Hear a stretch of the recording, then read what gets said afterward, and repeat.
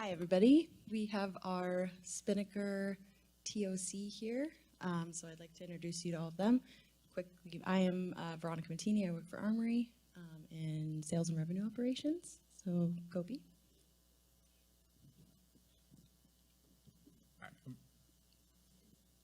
I'm Gopi Revala.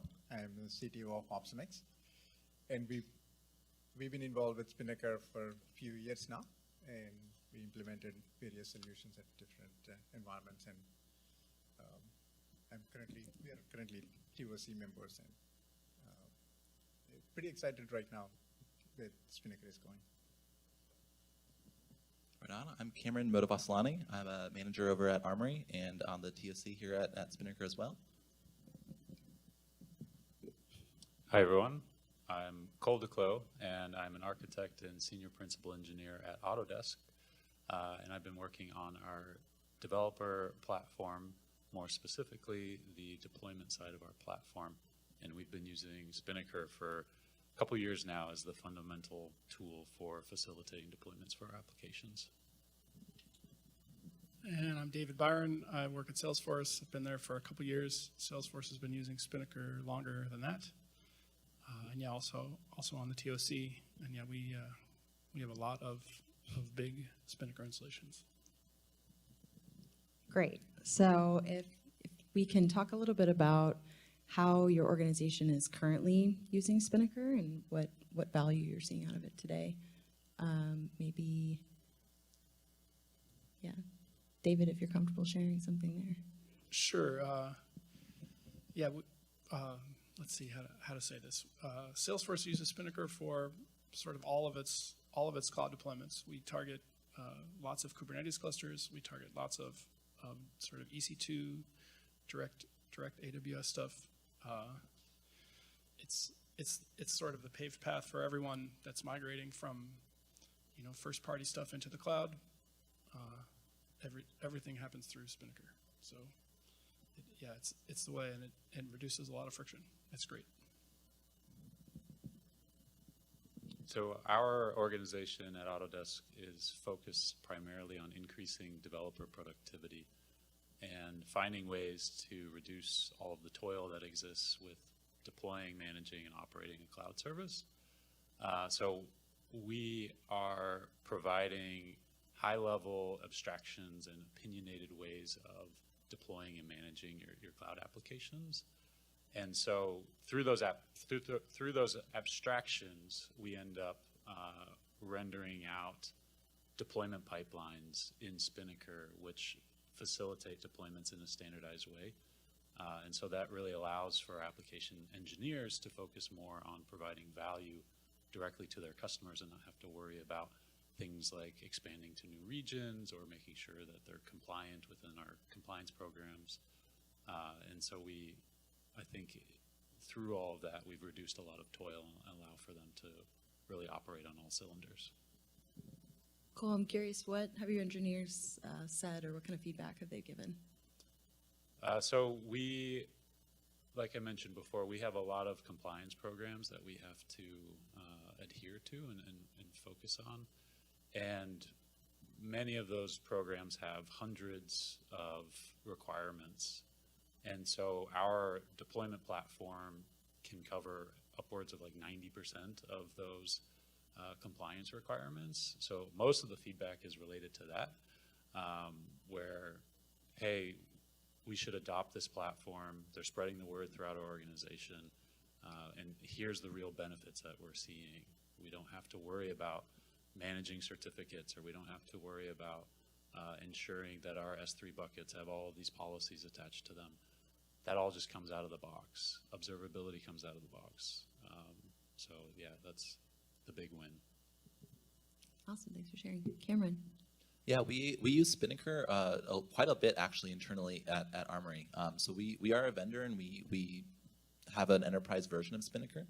But one thing that we do, which is pretty cool, Matt Gogerly, also another TOC member, gave a talk on this, or is giving a talk on this, about deploying Spinnaker with Spinnaker. So we use Spinnaker to deploy Spinnaker all the time, and it's really cool for testing, proof of concepts, etc. Spinning up developer environments, so on and so forth.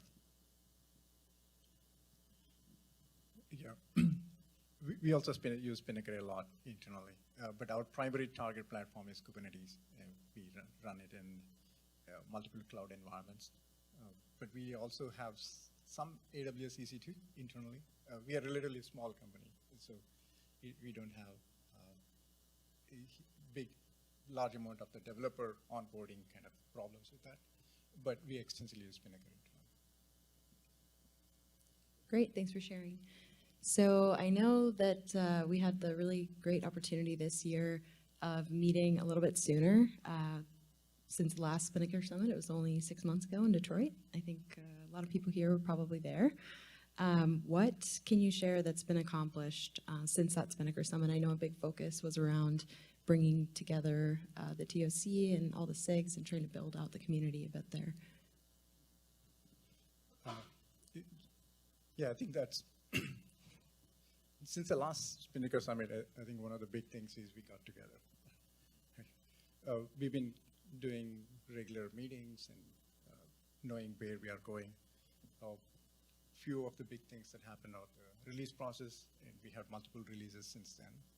And we're also talking about the new features and tech debt.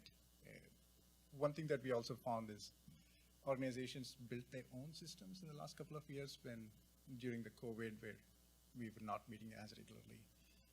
And after the Netflix and Google stepped back a little bit, now we are seeing this huge amount of features that are built into our organizations. So it will be interesting to see how we can get some of this out into the open source. Yeah, one of the features we released in this in our last major release in 1.30 was more fine-grained Azure baking. So we'd like to support Azure a bit more as a platform, and that's the first steps along that route. And I can add to the Azure bit. So Autodesk has fairly recent business opportunities that require us to look at Azure, and we've been partnering with Armory and hopefully providing Azure as more of a first-class citizen within Spinnaker. So I think that partnership has been going great, and we are in the process of baking, I think they call them Azure machine images, so the same AMI terminology as AWS. But yeah, we've been looking to scale that out and really be able to support the teams that require it within Autodesk. So there's, I think, new and exciting things to look for there. Yeah, I'll give a little bit of a pitch. I have a talk at 2:10, which is going to be, specific to what we've been doing at Salesforce and what we're doing soon. But yeah, a lot of it's very focused on performance improvements. We've done some sort of more boring stuff, upgrading Spring Boot and preparing to upgrade Gradle and Java and so on. Yeah, 2:10, right here in this room. So along with the Azure, I think the Cloud Run, which is a Google serverless model, is also the new entrant to the Spinnaker support. Great. So it sounds like, I think in the last 6 months, a lot has been accomplished. David gave me a little bit of a preview of that talk. Be sure to come by and hear that. Sounds like really exciting developments there. I guess looking forward at the next year into new focus areas and initiatives, areas that you think might need additional support from the community and things that you're looking to build out. Can you share a little bit about where you're looking to focus? Sure. I think a few of the things that we've been discussing are the tech debt, getting the Spinnaker up to date with the latest technologies, or particularly for vulnerabilities and maintainability and things like that. So that those include Java, Spring Boot, and some of the libraries that go with the Spinnaker. And yeah. There's I think this is where we're the right time to talk about this, but Cameron mentioned in his talk a little bit ago that we're trying to consolidate all the Git repos into one. I think it's going to make contributing easier and just generally improve the velocity for new contributors and existing contributors. It's going to improve quality. One of the things that we're also working on is some additional testing. When the sort of old build infrastructure disappeared, we had some more testing like that, and when we moved it over to GitHub Actions, we lost that. But we are real soon now here going to get some back. So we do try hard when we release a new version of Spinnaker, we're pretty confident that, it's going to work and it doesn't break things, but of course things happen. And so we're, just like we try to get everybody else doing, we're trying to left shift some of that and, raise quality. Yeah, just to tag along there, adding integration and end-to-end testing back to the OSS community and making the results of the testing transparent to pull request authors. So when you make a change to the code base, you want to have some confidence that your changes are working fine. In the past, this was not transparent at all. It was very opaque, and you had to be in a certain Google group, et cetera, to see the results of these builds. And we'd like to make that quite a bit more transparent. So when we came together, one of our largest initiatives or goals that we were hoping to target was really reviving the community of Spinnaker, which Cameron touched on in his presentation earlier. And so I guess what we can ask for of the community is let us know what are the pain points, what are some things that you'd love to see from the Technical Oversight Committee and where we should take the direction of Spinnaker. And that'll really help us guide where we want to invest our time and energy. But I know there are certain things, like we had mentioned here, to make it easier to build Spinnaker locally, to contribute back to it. And hopefully those are some of those baby steps that we can take to really revive the community. And I know that we're looking towards graduating from the CD Foundation as well. So there might be some opportunities to help the Spinnaker community in that aspect. Things like fixing or cleaning up some of the documentation, looking at security auditing and how we can improve that process and start to meet all the criteria that's needed to make that graduation happen. To add to that, I think there are two aspects to Spinnaker, what we've been thinking. One is the operational aspect and then the functionality. So most of the focus have been about the operational aspect, whether to run it more efficiently or make it more easy to deploy or build, test the process. So right now, because of the backlog we have, we're very much focused on that. That includes the getting to the proper installer that we can recommend to the customers that's easy to use. In the functional aspects, I think some of the integrations with respect to Azure or Cloud Run, those are other things that Lambda is another one, I think, that's coming through. And so there is going to be improvements there as well, but there's a lot more focus on the operational aspect right now. And going back to getting more involved in the community or giving feedback to the TOC in order to see changes that the community would like to see, what's the best way to do that? What's the best way to get in touch with you guys? What's the best way to get more involved to contributing? Yeah, we have a governance repo in GitHub under the Spinnaker org, and it has a calendar of all the SIG meetings that occur. So the platform SIG meets every other week. The cloud SIG, I believe, also meets every other week. We also have TOC and SIG lead syncs, so we chat quite a bit with the SIG leads that do come and join. Yeah, and there's also Spinnaker Slack. So to hit us up async, we're all there. I don't actually know if there's like a TOC alias if somebody wants to send a message to all of us or something. Maybe we need to set one of those up. But we're all pretty available. So the Cloud SIG meets once a month, and then we have Platform SIG. We used to have Azure separated from Google and AWS. Now they're all merged in one. That's a Cloud SIG. Right now we're running once a month. Depending on the interest, we could change it to once in 2 weeks. All right, so for anyone that might be a little bit here to explore Spinnaker or newer to Spinnaker, obviously this group, you guys are more experts in the space. What do you think you would like to see in terms of like how could we increase adoption or lower the barrier to entry to starting out with Spinnaker? And overall, how do we improve ease of use for the community? Simplified installation is a good start. Having certain preset parameters that they can quickly install and have it first pipeline running. Typically, the getting the first 1 or 2 pipelines running is the barrier. Making that simpler is one way, I guess. Yeah, even like seeding new installations with some pipelines. Right now, Spinnaker, one of the strengths is really codified best practices. Each stage has code that does the job of that stage pretty well. That's why we're in open source, is we get the best practices from the community and then we codify them. If we do the same with a golden path, let's say, to deploying to AWS in a very simple way, new users could potentially just get up and running and seeing how the whole process works.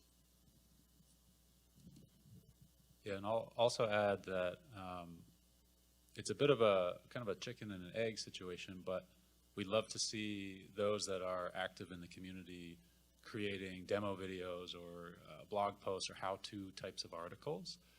And that, I think, will also greatly help lower that barrier to entry, show the power of Spinnaker, what you can do with it, and even interact with newer tools that are coming into the market, like Tecton and Argo CD. So definitely encourage folks to explore that space.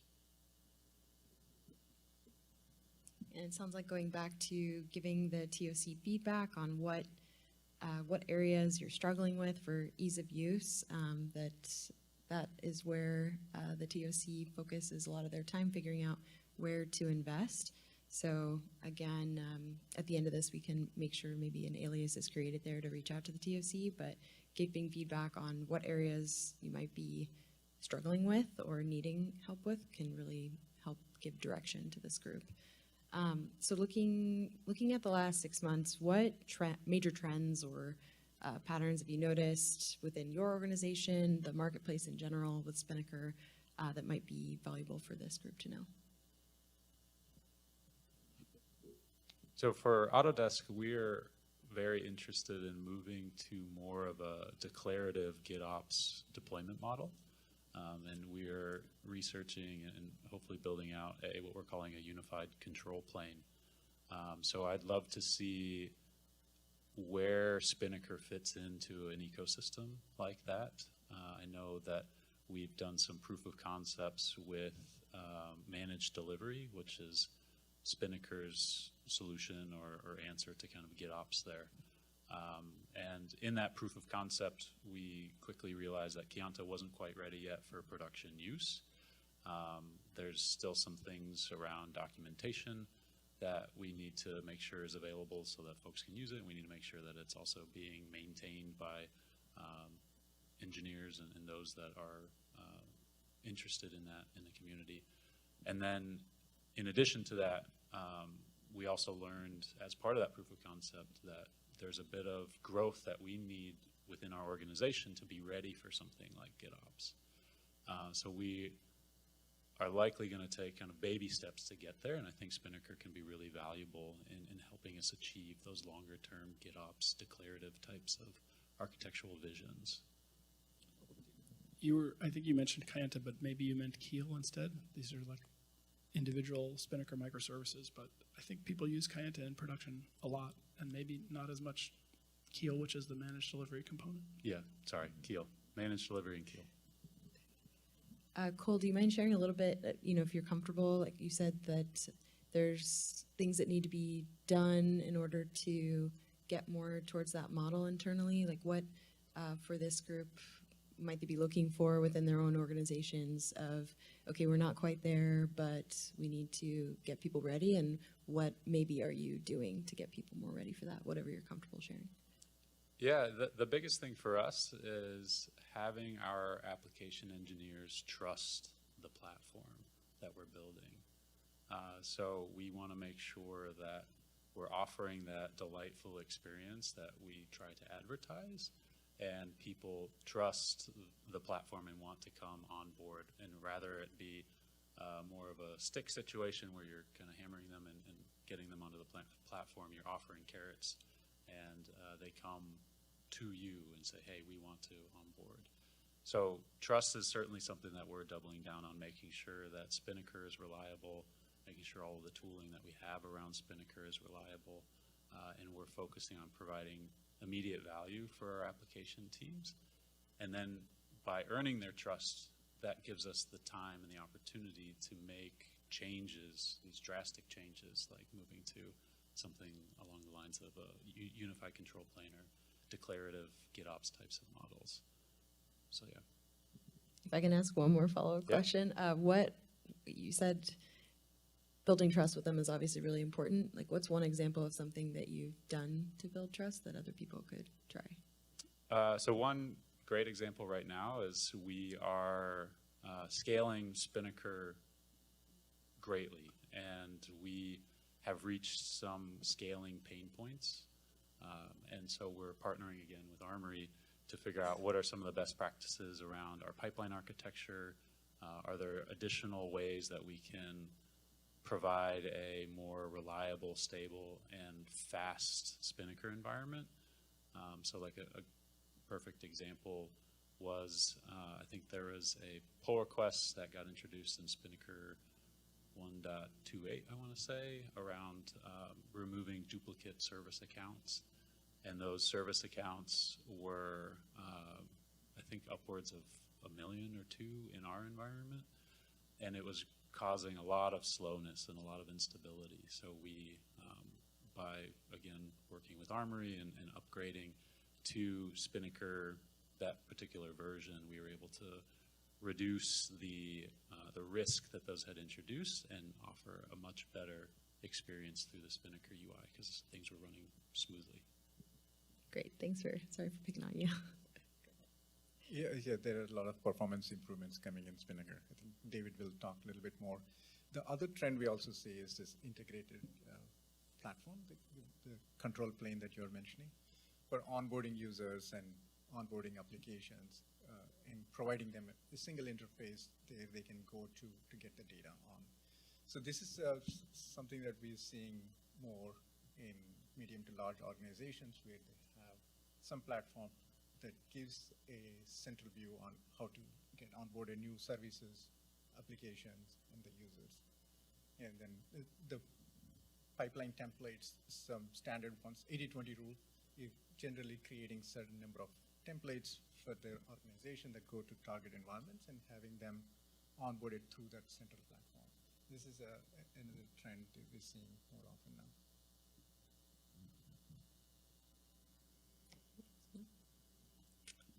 All right, so I think Cole started talking about GitOps a little bit. Obviously, we are co-located here with GitOps Con, so that is a hot topic this week. What more can we share about what's been done to support GitOps, or areas that you'd like to explore that maybe haven't been looked at quite yet?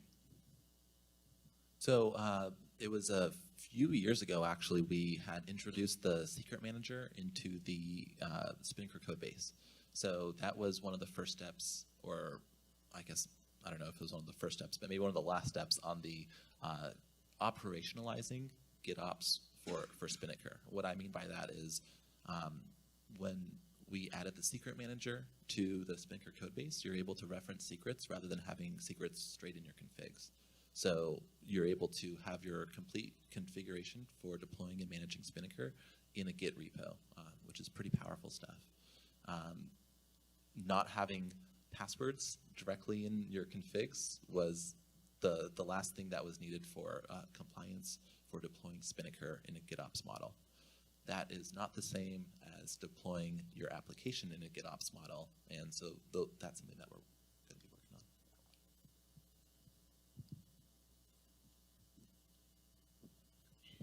Yeah. So as Cole mentioned, managed delivery is one of the ways you can, through Keel, do the GitOps model. But the way we also think about GitOps model is having the Git as your primary source and deploying from there. Right? The second part of it is auto synchronization. So the managed delivery part tries to do the second one. But the first part, where you have the Git as a source of truth and having that deployed through the Spinnaker, and all the facilities that are required for that are there. So even in the GitOps models, it's very useful for the operations. So you have something running in production, you have the Git that deploys it. But there are processes that we have to go through to get to that stage. So they're requiring pipelines, and the Spinnaker really works well in creating those pipelines and having those processes figured out. And then you can apply that to the Git that applies to production. Yeah, I think I'm just going to repeat what Gopi just said. If I forget who was giving the talk yesterday morning, and there was a sort of like four levels of GitOps, and the last one I guess I'm maybe going to oversimplify and call drift detection or like reconciliation, and this is the managed delivery part that people are talking about. But the earlier parts where like something happens in Git and you want to trigger a deployment, yeah, Spinnaker's been set up to do that for a long time, either via webhooks connecting GitHub to Spinnaker, or polling Docker registries when a new Docker image appears or a new Helm chart appears. All of those things can already trigger Spinnaker pipelines and get your deployment happening. And Kubernetes is a declarative environment, so it's a very good fit for declarative spec. But we have other environments, or using Terraform, bringing up the infrastructure, AWS EC2, those are much harder to do. So for those, again, having the Git as a source of truth and something like a Spinnaker deploying to those environments works perfectly well. And you can also have your pipeline saved as code as well, so you can have the operational part that your developers interact with also saved in a Git repo. Great, thanks for sharing. So we started talking about managed delivery a little bit. I think Cole gave a little bit about what it is, the gaps that are seen there within Autodesk specifically. Can we go a little bit more into managed delivery for the group in detail of what we're seeing with it and benefits, et cetera? Yeah, so I'll kind of double down on what I said earlier. So through our proof of concept with managed delivery, we felt that it's heading in the right direction, but it's not quite mature enough for us to use it at a production scale. And one of those biggest things was around documentation. We had to basically read the code to understand what was happening there. So in order for, I think, the community to help evolve managed delivery, we need to make sure that we have proper documentation in place and it's easy to understand and consume. And then also look towards the future of like where can we start to use other tools that already have GitOps and declarative solutions in place, and maybe offer further integrations, or integrations perhaps maybe through CD events or something along those lines. All right. So I guess from this group, again, we've already talked about trying to solicit some feedback on areas that we'd like to see improvements, et cetera. Anything that you all can ask from our Spinnaker community and everybody that's potentially watching this virtually of what they can do to be a little bit more active or help out in general? Yeah, please join some of the SIG meetings if you have any thoughts or ideas about how you'd like to see Spinnaker improve. One thing I've seen over time is companies will be using Spinnaker and it might be lacking in some way, and they'll come up with a workaround, but then we don't hear about the workaround. So understanding these workarounds that people are making and getting that back to us would be great, because then we'd be able to say, hey, look, there's these workarounds all these people are making. Why don't we just integrate that into the product and make it better? So please join and give feedback, create Spinnaker issues, etc. Are there any SIGs in particular that are really looking for additional leadership or contributors or needing help? Oh yeah, totally. So I would say the contributor experience SIG would be a great one to check out, as well as the doc SIG. Both of those need some leads and are some areas that I think would greatly help the community. And I guess just for everybody's confidence, for barrier to entry, like what type of person would be an ideal participant for that? Like what type of skills or role, level of experience, et cetera?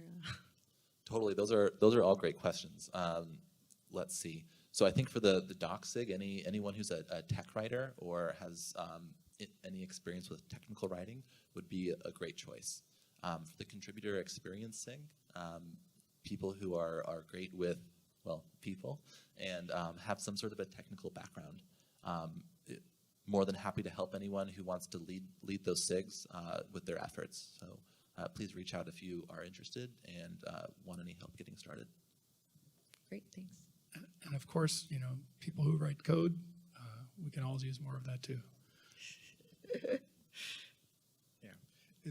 One thing I would say is that here we have people who have a lot of experience with Spinnaker running at fairly large scale. So if you're using Spinnaker, any issues, this is the right group, or SIG meetings are the right place to come, and whatever kind of questions you have, most likely you'll get an answer.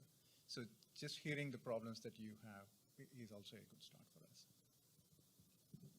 Yeah, I forget whether it was just before or just after the meeting in Detroit, but there is a weekly, in fact, I'm probably missing it right now or about to miss it, at 12:30 on every Tuesday is the Spinnaker office hours, and it's been, let's say, poorly attended.